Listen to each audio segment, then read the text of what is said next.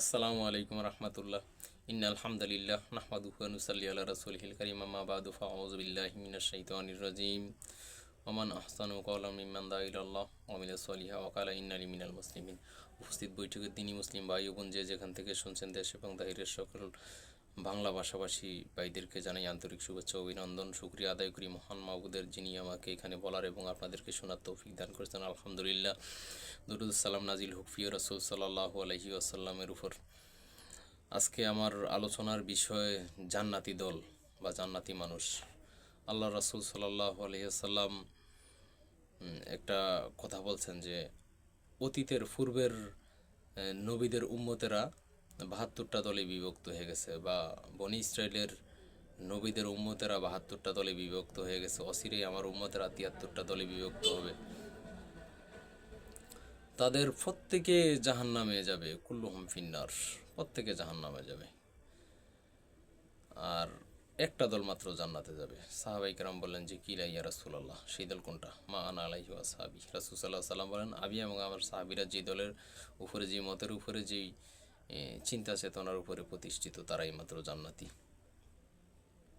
এখন আমাদের একেবারেই আল্লাহ তাআলা সূরা ফুসিলাতে ৩৩ নং আয়াতে যেই কথা বলছেন, সেটা হলো যে ওমান আহসানু ক্বাওলাম মিম্মান দাআ ইলাল্লাহ, যে ব্যক্তি ঈমান আনে। ওই আয়াতে 4টা কাজের কথা আল্লাহ তাআলা বলছেন, যে ওমান আহসানু ক্বাওলাম মিম্মান দাআ ইলাল্লাহ ওয়া আমিলা সলিহান ওয়া ক্বালা ইন্নানি মিনাল মুসলিমিন। যে ব্যক্তি ঈমান আনে, মানুষকে আহ্বান করে আল্লাহর দিকে, সৎ আমল করে এবং পরিচয় দেয় আমি মুসলিম, তারাই জান্নাতি। সাহাবাই কেরাম, খোলাফায়ে রাশিদিনের কোনো সুনির্দিষ্ট আলাদা পরিচয় ছিল না, তারা মুসলিম ছিলেন। আল্লাহ তাআলা কোরআনুল কারীমে ইব্রাহিম আলাইহিস সালাম প্রদত্ত যে নাম, যে ওয়াকালা ইন্নানি মিনাল মুসলিমিন, তোমরা আসলে মুসলিম, আমি তোমাদের হুয়াসাম্মাকুমুল মুসলিমিন, আমি তোমাদের নাম মুসলিম দিছি। আল্লাহ নিজে পছন্দ করে আমাদের নাম মুসলিম দিছেন, কিন্তু আমরা মুসলিম থাকতে ভালোবাসি না। মুসলিম থাকতে আমাদের ভালো লাগে না, কারণ এই নাম আল্লাহ দিছে, এই নাম রাসূল দিছে, এই জন্য আমাদের এটা ভালো লাগে না। দেখবেন, এই ঘরের স্ত্রী যতই সুন্দর হোক, খুব কম ভালো লাগে। অন্যের স্ত্রী এটা যদি বুসকিও হয়, বুটকিও হয়, কালিও হয়, ওইটারই ভাল লাগে। কারণ যে হালালে আরাম নাই, হারামে আরাম। আসলে হালালে আরাম লাগা উচিত ছিল, হারামে ব্যারাম হওয়া উচিত ছিল, কিন্তু হারামে আরাম হয়ে গেছে। আল্লাহ যে নাম মুসলিম দিলেন, আল্লাহ রাসূল যাদেরকে মুসলিম বললেন, আমাদের সেটা ভালো লাগে না। আমরা আল্লাহর বিধানও পছন্দ করি না, আল্লাহর রাসূলের বিধানও পছন্দ করি না। পছন্দ করি নিজেদের মন গড়া বিধান, বাপ দাদার বিধান।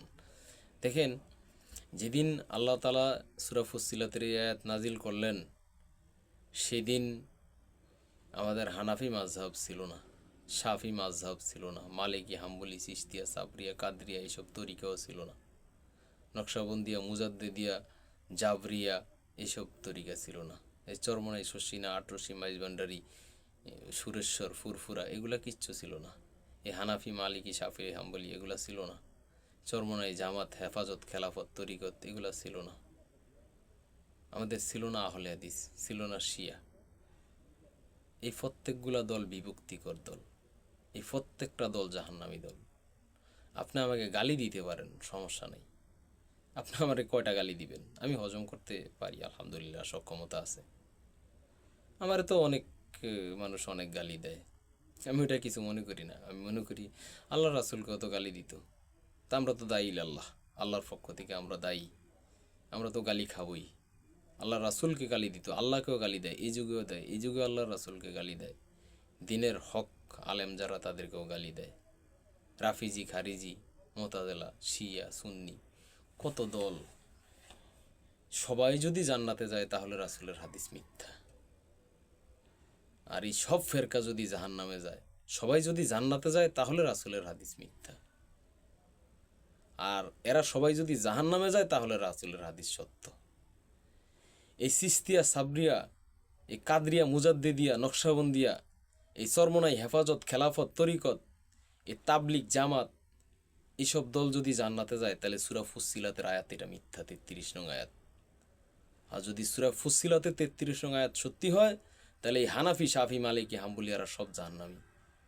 এরা প্রত্যেকটা ফেরকা, প্রত্যেক মাযহাবের যারা ইমাম তারা মাযহাব তৈরি করে নাই, এগুলো সব আপনারা আর আমরা তৈরি করছি। এই ফেরকা আমরা নিজেরা তৈরি করছি। বলা আছে যে যে ব্যক্তি ঈমান আনে, সৎ আমল করে, মানুষকে আহ্বান করে আল্লাহর দিকে, আর পরিচয় দেয় মুসলিম।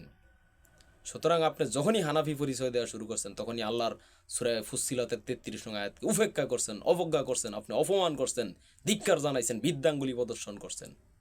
আপনি কেন জান্নাতে যাবেন? আপনি যখনই মালিকি মাযহাব, তখনই আপনি এই কাজ করছেন। যখনই আপনি আহলে হাদিস, তখনই আপনি সূরা ফুসসিলাতের 33 নং আয়াতকে বিদ্যাঙ্গুলি প্রদর্শন করছেন। যখনই আপনি চরমনাই, তখনই আপনি এই আয়াতকে বিদ্যাঙ্গুলি প্রদর্শন করছেন। যখনই আপনি তাবলিগ, তখনই আপনি আল্লাহর সূরা ফুসসিলাতের 33 নং আয়াতকে অপমান করছেন। রাসূল সাল্লাল্লাহু আলাইহি সাল্লাম ওই হাদিসকে অপমান করছেন। কোন হাদিস? যে হাদিস আল্লাহ রাসূল সাল্লাল্লাহু আলাইহি সাল্লাম বলছেন যে মাত্র একটা দল জান্নাতি। সেটা কোনটা? মানা আলাইহি আসহাবি, আমি এবং আমার সাহাবীরা যেই পথের উপর প্রতিষ্ঠিত। তারা কোনোদিনও হানাফি ছিল না, শাফি ছিল না, মালিকি ছিল না, হাম্বলি ছিল না, চিশতিয়া, সাবরিয়া, কাদরিয়া, মুজাদ্দিদিয়া, নকশবন্দিয়া, এত তরিকার মধ্যে তারা ছিল না। তাদের একটা পরিচয় ছিল, তারা ছিল মুসলিম। সুতরাং আপনি আমি যখনই এইসব পরিচয়ে পরিচিত হয়েছি, সেদিনই আমরা জান্নাতের পথ থেকে গোমরা হয়ে গেছি। আহ্বান করি, জান্নাতের দলে ফিরে আসুন। ওমা আলাইনা ইল্লাল বালাগ।